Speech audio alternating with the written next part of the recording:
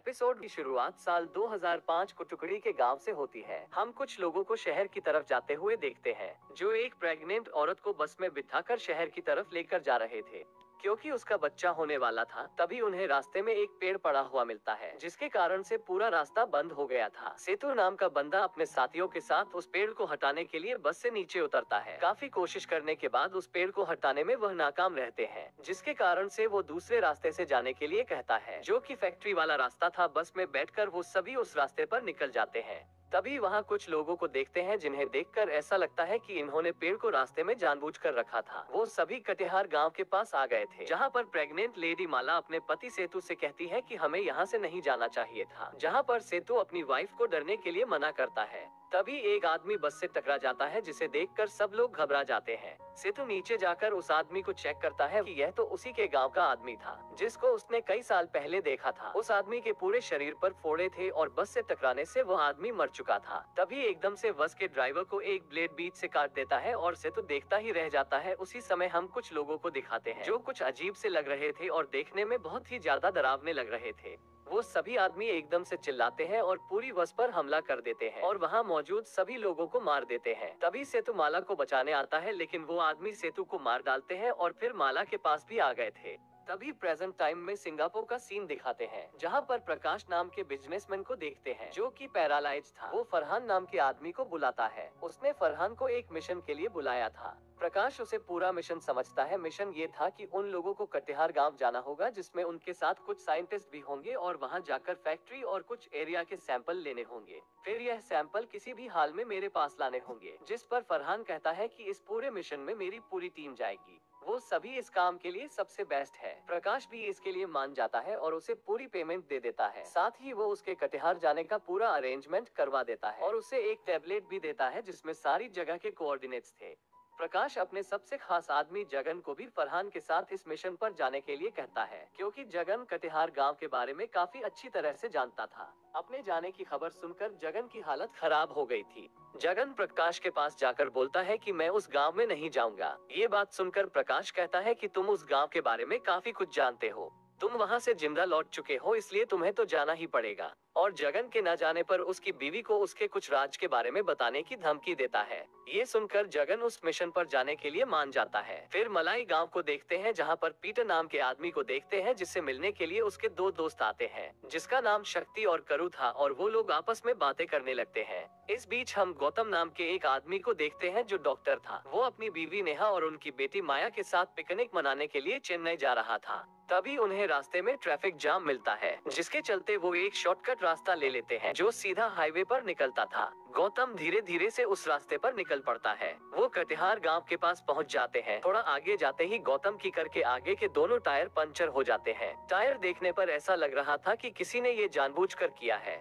Gautam help के लिए चिल्लाता है, पर उस सुनसान गांव में कोई नहीं था और ना फोन में सिग्नल आ रहे थे। ये देखकर गौतम दूसरे गांव से मदद लेने के लिए चला जाता है। नेहा और माया और अपने डॉग हेक्टिक को कार में छोड़कर चला जाता है और उन्हें कर को लॉक करने के लिए बोलता है। हम फरहान की टीम को देखते हैं, जो कि कटिहार पहुंचने ही वाले थे। जगन काफी ज्यादा डरा हुआ लग रहा था, जैसे वो कटिहार गांव के बारे में कुछ जानता हो। हम पीटर और शक्ति को देखते हैं, जो बैठकर बात ही कर रहे थे। तभी वो गौतम आता है और उनसे मदद मांगता है। उन्हें बताता है, मेरी कार के आगे के दोनों टायर पंचर है। पीटर उससे पूछता है कि तुम्हारी कार कहाँ है। गौतम याद करके बताता है कि कोई कटिहार गांव के आसपास है। ये सुनते ही वहाँ बैठे सभी लोगों के होश उड़ जाते हैं। एक आदमी कहता है कि तुमने वहाँ जाकर बहुत बड़ी गलती कर दी, पर गौतम कहता है कि मेरी बीवी और बच्चों उस कार में है। लेकिन शक्ति वो जान से मना कर देता है, क्योंकि वहाँ कई सालों से कोई भी नहीं गया है। जहाँ गौतम को सुबह तक वेट करने के लिए बोलते हैं, लेकिन बात फैमिली की थी, इसलिए गौतम चिल्लाने लगता है। उन्हें अपनी मदद करने के लिए पैसे का भी ऑफर देता है। शक्ति कहता है कि तुमने कटिहार गांव का नाम लिया है, जिसके चलते कोई भी वहां पर जाने के लिए नहीं मानेगा। तब गौतम गुस्से में वो से अकेला ही अपनी बीवी बच्ची के पास जाने लगता है। वो सभी गौतम को रोकते हैं। फिर हम नेहा और माया को देखते हैं, जिन पर एक डरावना आदमी नजर रख रहा था। हेक्टिक उसके होने का एहसास हो गया था, जिसके चलते वो भौंकने लगता है। तब नेहा को लगता है कि शायद हेक्टिक को सुसु आई है, इसलिए वो कार से नीचे कर से उतर देती है, लेकिन हेक्टिक सीधा वहां से दूर भाग जाता है और नेहा भी हेक्टिक के पीछे पीछे जाती है। उसी समय माया भी पीछे जाने लगती है। तभी नेहा के थोड़ा आगे जाने पर वो एक ट्रैप में फंस जाती है और उसे कोई अपनी ओर खींच लेता है और माया भी अपनी माँ को देखकर चिल्लाती है। एक बहुत बड़ा सा डरावना आदमी उसके सामने आ जाता है। 2 हफ्ते पहले का सीन देखते हैं। प्रकाश के कहने पर कुछ साइंटिस्ट कटियाल गांव में रिसर्च के लिए आ गए थे। साइंटिस्ट को वहां पर बहुत बड़े बड़े पौधे दिखाई देते हैं। उनमें से एक साइंटिस्ट पौधे पर लगे लिक्विड का सैंपल लेने लगता है। तभी दूसरे साइंटिस्ट को एक पेड़ दिखाई देता है जिस पर खून जैसा कुछ लगा हुआ था और उस पेड़ के बीचों बीच एक दिल जैसा कुछ धड़क रहा था, जिसको देखकर वो साइंटिस्ट अपने साथियों को वहां पर बुला लेता है। उन साइंटिस्ट पर कोई हमला कर देता है जिसके चलते सारे साइंटिस्ट मारे जाते हैं। हम गौतम को देखते हैं, वो अपनी फैमिली के पास जाने लगता है। तभी वहां पर बारिश चालू हो जाती है जिसके कारण गौतम रास्ता भटक जाता है। उसे रास्ता ढूंढने में काफी दिक्कत हो रही थी। बारिश होने से कीचड़ ज्यादा हो गया था जिसके कारण गौतम का पैर फिसल जाता है। वो बेहोश हो जाते हैं। गौतम को अपने ऊपर किसी परछाई दिखाई देती है। फिर सीन 3 हफ्ते पहले शिफ्ट होता है जहां प्रकाश काफी ज्यादा टेंशन में लग रहा था। प्रकाश के डॉक्टर ने बताया था कि वो अब कभी भी नहीं चल सकता, जिसके चलते प्रकाश ने अपने आप को सही करने के लिए अपनी बॉडी के साथ काफी छेड़छाड़ की थी। चलने के लिए वो कुछ ड्रग्स भी लिया करता था। तभी प्रकाश के पास जगन आता है। वो उसे बताता है कि तुम्हारे पिता की हालत काफी नाजुक है, जिसके कारण उन्होंने तुम्हें कुछ जरूरी बात करने के लिए बुलाया है। फिर हमें प्रेजेंट का सीन दिखाते हैं। जगन और साइंटिस्ट कटियाल के जंगल में पहुंच गए थे। फरहान जगन से उस जगह के बारे में पूछता है कि तुम इस जगह के बारे में क्या जानते हो, जिस पर जगन कहता है कि मैं इस जगह के बारे में कुछ नहीं जानता। प्रकाश जगन से सैटेलाइट फोन के जरिए बात करता है और कहता है कि किसी को भी आराम मत करने देना, वहाँ के सैंपल लेकर जल्दी से निकल जाओ, जिसके चलते जगन ऐसा ही करता है। वो फरहान की टीम से आगे बढ़ाने के लिए कहता है। फरहान सुबह सैंपल इकट्ठा करने के लिए बोलता है, जिसके चलते जगन फरहान को पैसे की धमकी देता है और अपना काम करने के लिए कहता है, जिसके चलते वो लोग रात में जंगल में जाने लगते हैं। प्रकाश उन्हें ऐसा करने के लिए इसलिए कह रहा था क्योंकि पिछली बार जब साइंटिस्ट अकेले आए थे, जिसके चलते सारे साइंटिस्ट मारे गए थे,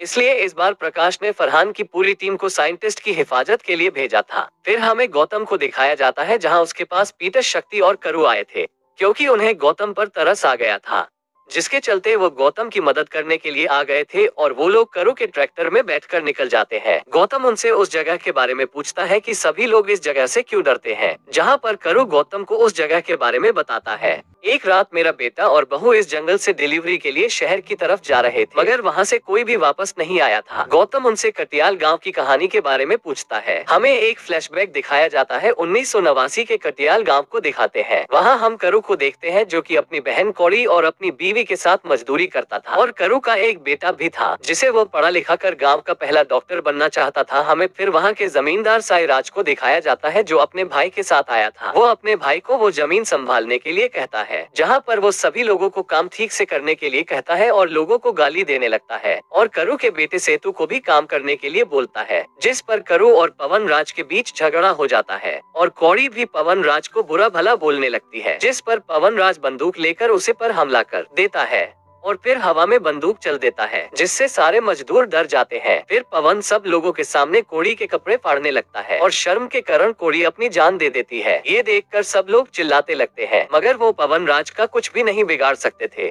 अगले दिन करू अपनी बहन का अंतिम संस्कार करता है और फिर गुस्से में पवन राज के पास जाकर उसे मारने लगता है। फिर उसे पकड़कर साई राज के पास लाता है। तभी साई राज की बीवी बंदूक लेकर बाहर आती है। तभी वहाँ पर शक्ति आ जाता है जो साई राज का बेटा था और कारू का बहुत अच्छा दोस्त भी था, जहाँ पर शक्ति अपने पिता को रोकता है। बंदूक छीनने के चक्कर में करू के एक साथी पर बंदूक चल जाती है, जिसके चलते सभी लोग गुस्सा हो जाते हैं, लेकिन शक्ति करू को संभालता है और वहाँ से जाने के लिए मना लेता है। इसके बाद कहानी प्रेजेंट में आती है। वो सभी उस जगह पर आ गए थे जहाँ पर गौतम की कार पंचर हुई थी। वो देखते हैं कि उस जगह पर कोई कार नहीं थी और न ही गौतम की बीवी और बच्ची, जिसके चलते सभी लोग टेंशन में आ गए थे। गौतम अपनी बीवी और बच्ची को ढूंढने के लिए जंगल की तरफ आगे बढ़ता है। तभी उसे अपनी बेटी की बुक दिखाई देती है, जहाँ पर करू कहता है कि शायद वो लोग कार को खींचकर कटियाल गांव में ले गए हैं। हम फिर एक बड़े दानव को देखते हैं जो उस कार को खींचकर कटियाल गांव में लेकर जा रहा था। हमें फरहान और उसकी टीम को दिखाया जाता है। वो सभी कटियाल गाँव के जंगल में पहुँच गए थे, जहाँ 2 हफ्ते पहले साइंटिस्ट सैंपल लेते समय मारे गए थे। फरहान के साथ आए साइंटिस्ट भी वहाँ के सैंपल लेने लगते हैं। तभी एक साइंटिस्ट को प्रकाश की कंपनी की एक स्पोजुरिक्स लोगो की बोतल दिखाई देती है। फरहान समझ जाता है कि हमसे भी पहले यहाँ पर कुछ साइंटिस्ट आ चुके हैं। कुछ दूरी पर चलने के बाद उन लोगों को एक साइंटिस्ट का सर पेड़ पर लटका हुआ मिलता है, जिसे देखकर सब लोग डर जाते हैं। हमें 3 हफ्ते पहले का सीन दिखाया जाता है, जहाँ प्रकाश अपने पिता से मिलने के लिए आता है। प्रकाश के पिता की हालत काफी ज्यादा खराब थी। इसके बावजूद भी प्रकाश अपने पिता से काफी नफरत करता था। प्रकाश अपने पिता को बताता है कि डॉक्टर ने बोला है कि मैं कभी भी नहीं चल पाऊंगा, क्योंकि मेरी सारी नर्व्स डैमेज हो चुकी है और न ही कोई तरीका मेरे पर काम करेगा। उसकी इस हालात के जिम्मेदार उसके पिता थे। जब प्रकाश 8 साल का था, उसके पिता उसे एक इंजेक्शन लगाया था, जिसके कारण प्रकाश के नर्व सेल्स डैमेज हो गए थे। प्रकाश से माफी मांगते हैं और कहते हैं कि मैंने तुम्हारे साथ गलत किया, मैं तुम्हें ठीक करने का इलाज ढूंढने में काफी ज्यादा बिजी हो गया था। ये बात सुनते ही प्रकाश अपने पिता को बुरा भला बोलने लगता है। उसके पिता उसे एक फाइल देते हुए पूरी कहानी बताते हैं। हमें फ्लैशबैक दिखाया जाता है 1999। प्रकाश के पिता साइंटिस्ट थे, अपने बेटे को ठीक करने के लिए कोई केमिकल कंपाउंड की खोज में लगे हुए थे। उन्हें ऐसा करते हुए 2 साल बीत गए थे। उन्हें इसका सॉल्यूशन नहीं मिल पाया था, लेकिन एक दिन प्रकाश के पिता को लांटेनाइट केमिकल के बारे में पता चला, जो कि कटियाल गाँव में पाया जाता है। इसके इस्तेमाल से प्रकाश की नर्व सेल्स ठीक हो सकती थी। इसके बाद कहानी प्रेजेंट में आती है। गौतम उन तीनों के साथ कटिया गाँव में आ चुका था। वह देखते हैं कि पूरा गांव ही सुनसान पड़ा था। हमें फिर इस गांव के आगे की कहानी दिखाते हैं, जहां पर हमें 1991 का फ्लैशबैक दिखाते हैं। करू और सारे मजदूर आराम से कटियाल गांव में रह रहे थे। एक दिन वहां का जमींदार साईराज उनकी जमीन को एक बिजनेसमैन को बेच देता है। वो बिजनेसमैन उस जगह को खाली करवा रहा था। उस बिजनेसमैन ने वहां के सभी लोगों के घर उजाड़ दी थे। फिर करू और बाकी मजदूर गुस्से में उस जमींदार के पास जाते हैं, जहां पर साईराज कहता है कि यह जमीन मेरी ही थी, इसलिए मैंने इसे बेच दिया। तब वहाँ पर शक्ति आकर अपने पिता के खिलाफ बोलता है, जहाँ पर शक्ति करूँ और बाकी मजदूरों को बोलता है कि आज से तुम सब मेरी जमीन जो मलाई में है वही रहोगे। और साईराज भी शक्ति को वहाँ से जाने के लिए कह देता है। शक्ति को कहता है कि मेरे सामने कभी मत आना। उसी समय वो शक्ति की माँ पर माता आ जाती है और वो शक्ति को ही बदुआ देकर बेहोश हो जाती है। फिर हम प्रेजेंट में फरहान की टीम को देखते हैं। वो उस कटे हुए सर को ही एग्जामिन कर रहे थे। तभी एक साइंटिस्ट कहता है कि इस पर जो ये चिपचिपा केमिकल लगा है, इस केमिकल के कारण ये सर अभी तक खराब नहीं हुआ है। सभी बातें करते हुए आगे बढ़ते हैं। तभी वहाँ पर हलचल शुरू हो जाती है। तभी एक दानव फरहान के साथी को अपने साथ उठाकर ले जाता है और उसका गला चबाकर उसे नीचे फेंक देता है। फरहान की टीम उसे पर अंधाधुंध फायरिंग करती है। वो दानव भी वहाँ से भाग जाता है। वो सभी अपने साथी को पूरी इज्जत के साथ वहाँ दफना देते हैं। फरहान जगन से पूछता है कि अब तो इस जगह के बारे में सच बता दो, लेकिन जगन फिर भी सच नहीं बताता। तभी एक साइंटिस्ट फरहान को डरावने दिखने वाले पेड़ के बारे में बताने आता है। उसकी पूरी बात ना सुनकर फरहान कहता है कि हमें साथ में चलना होगा, क्योंकि किसी की भी जान जा सकती है। हम फिर नेहा को देखते हैं, जिसके हाथ बंधे हुए थे।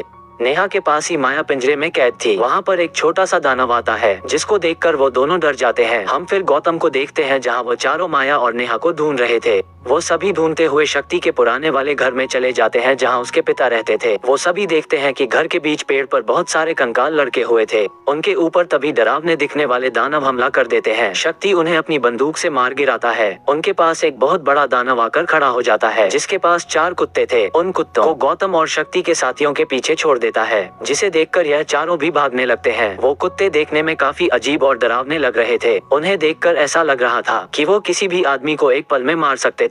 उनसे बचाने के लिए वो चारों एक बड़े गड्ढे में जाकर गिर जाते हैं। हम उन चारों को देखते हैं। वो सभी गड्ढे में गिर चुके थे। गड्ढे में काफी सारी झाड़ियां उलझी होने के कारण वो चारों बच गए थे, मगर पीटर के पैर में मोच आ गई थी, जिसे गौतम ठीक कर देता है। वो सभी आगे बढ़ते हैं। उन्हें एक माइन मिलती है, जिसके बारे में करू बताता है कि जब वो इस गाँव में रहता था तभी यह माइन चला करती थी। 2004 में सुनामी आने के कारण सभी माइन उजड़ गई थी, जिसे चलते यहाँ के सभी लोग मारे गए थे। वो सभी जैसे आगे बढ़ते हैं, तभी गौतम को माया का हेयर क्लिप मिलता है, जिसे देखकर गौतम को एहसास होता है कि उसकी फैमिली आसपास में ही है। तभी शक्ति को किसी के मंत्र गुनगुनाने की आवाज सुनाई देती है। वो सभी उस जगह पर पहुँच जाते हैं, जहाँ पर वो देखते हैं कि एक बड़ा दानव एक लड़की की बलि देने वाला था। गौतम जाकर उस दानव को धक्का मार देता है और उस लड़की को बचा लेता है। फिर हमें नेहा और माया को दिखाया जाता है। उनके पास हुई छोटा दानव आता है, जिसने माया को पकड़ा था, जिसे देखकर माया चिल्लाने लगती है।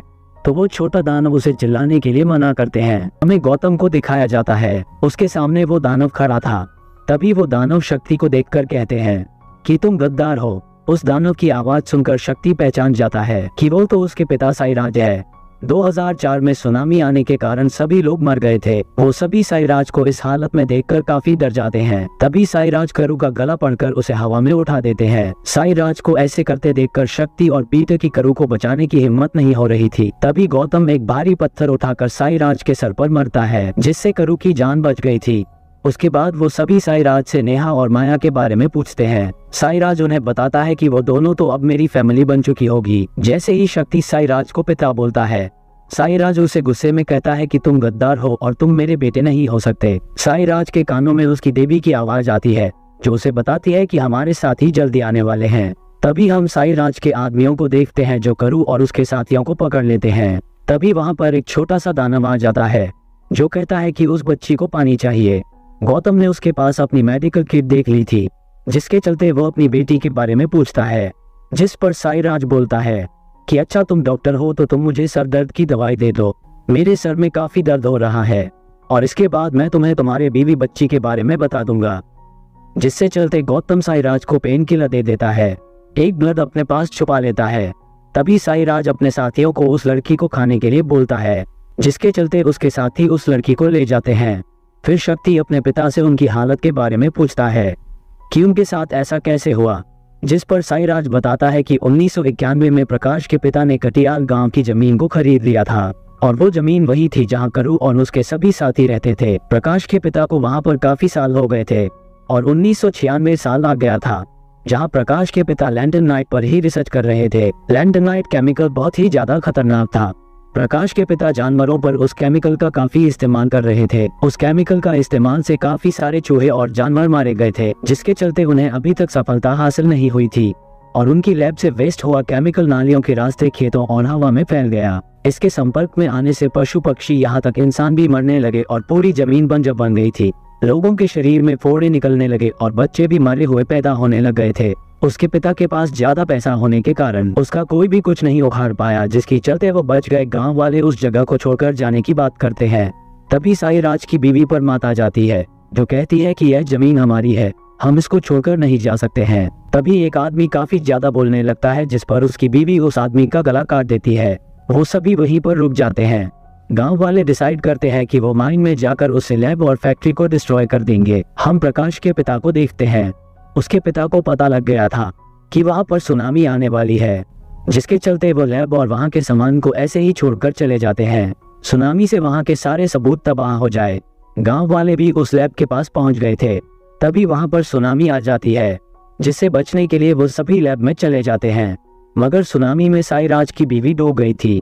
बाढ़ में डूबने से पहले साईराज की बीवी ने लैब के दरवाजे बंद कर दिए थे, जिससे कि वो सभी लोग बच जाए।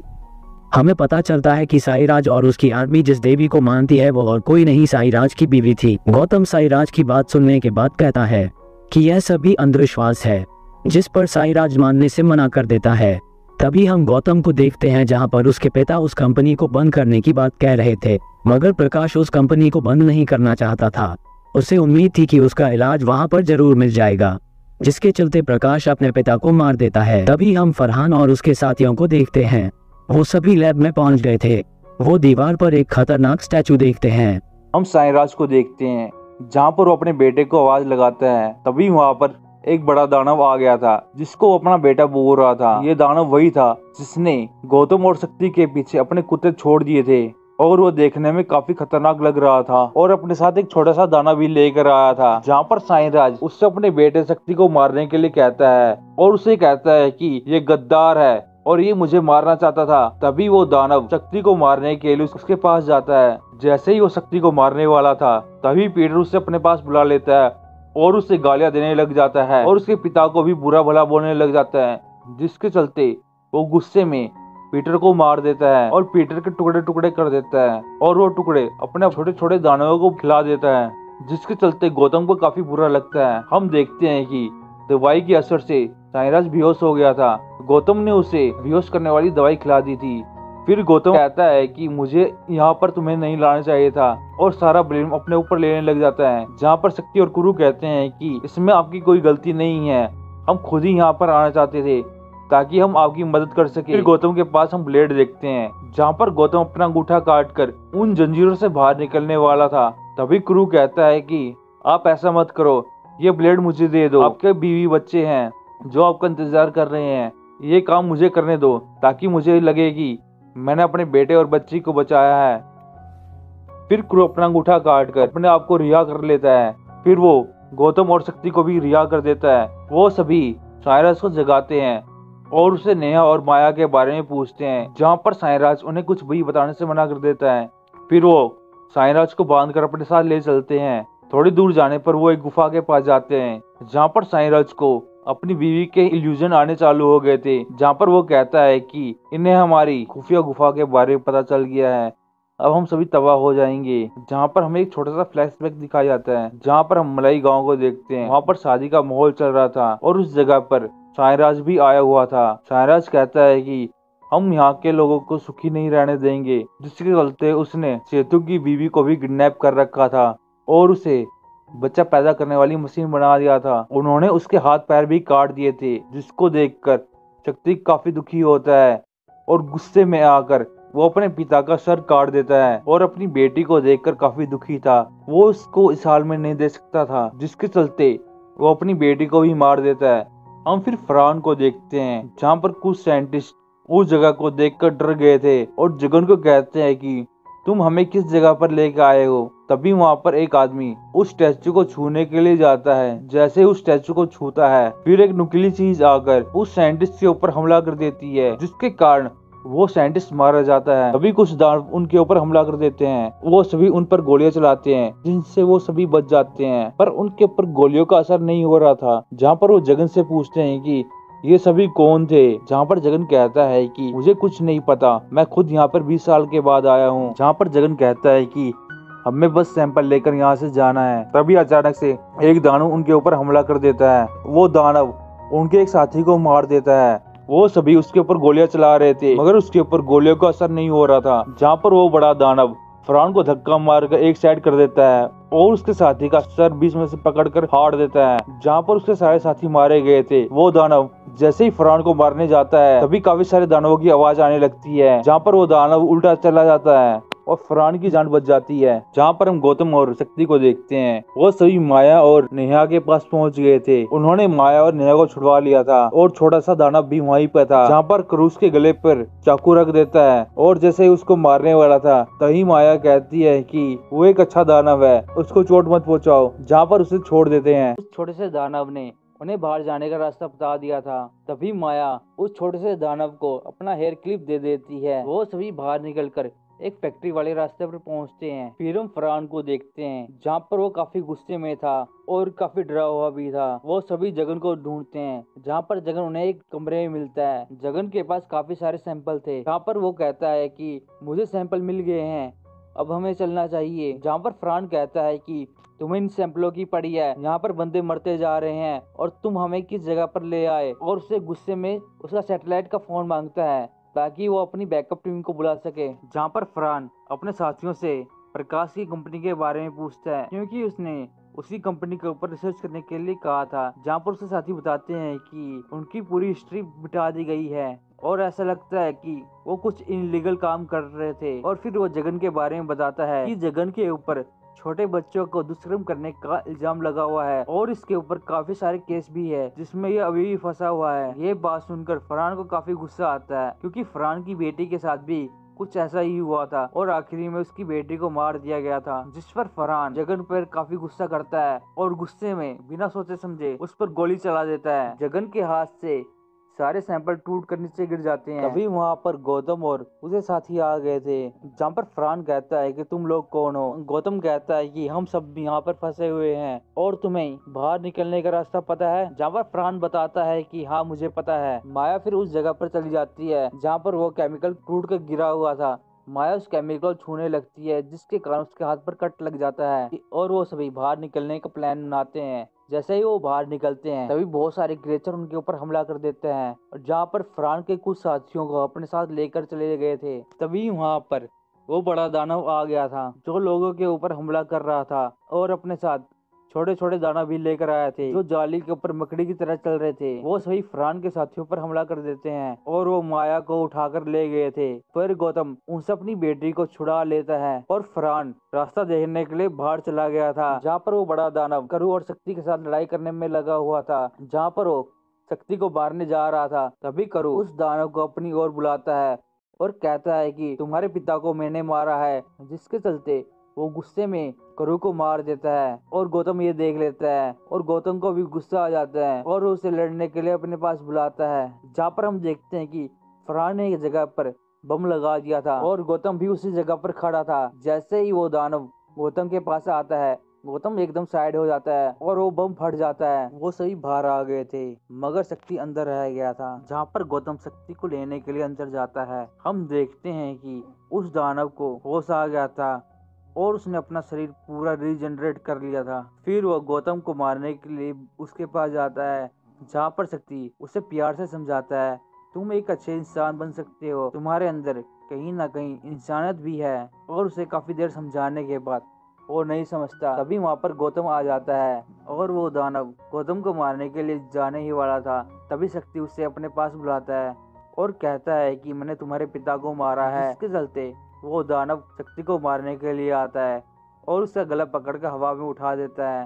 तभी शक्ति पास वाले सिलेंडर पर गोली चला देता है, जिसके कारण उनके चिथड़े उड़ जाते हैं। तभी हम देखते हैं कि प्रकाश अपना चॉपर लेकर वहां आ गया था, जहाँ पर वो सैंपल लेने के लिए आया था और वो गौतम को कहता है कि यहाँ पर कल जो भी हुआ उसके बारे में किसी को मत बताना। जहाँ पर गौतम प्रकाश के ऊपर भड़क जाता है और उसे एक थप्पड़ भी मारता है और कहता है कि ये सब तुम्हारे कारण हुआ है। और वो सभी चॉपर में जाकर बैठ जाते हैं, जहाँ पर वो काफी खुश लग रहे थे। हम देखते हैं कि प्रकाश ने एक टीम वहाँ पर भेज दी थी जो वहाँ के सैंपल ले रही थी। उन्होंने कुछ न्यूट्रेंट बच्चे और वहाँ का केमिकल भी ले लिया था और उस बड़े दानव का सर भी अपने पास ले लिया था और उसके साथ साथ उस छोटे से दानव को भी अपने साथ रख लिया था। फिर हमें 3 महीने बाद का सीन दिखाया जाता है, जहाँ पर हम गौतम की फैमिली को देखते हैं, हम माया को देखते हैं।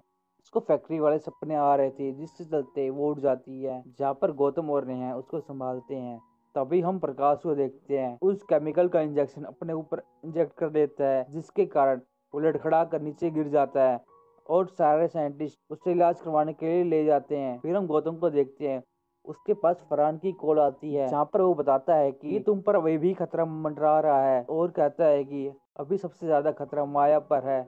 हम फिर माया को देखते हैं, जहाँ पर उसका कुत्ता उसे काट लेता है। जैसे वो अपने पिता को बताने वाली थी, उसके कुत्ते के काटे हुए दांत गायब हो गए थे। हम देखते हैं कि माया के अंदर भी रीजनरेशन की पावर आ गई थी और ये सीरीज यहीं पर खत्म होती है।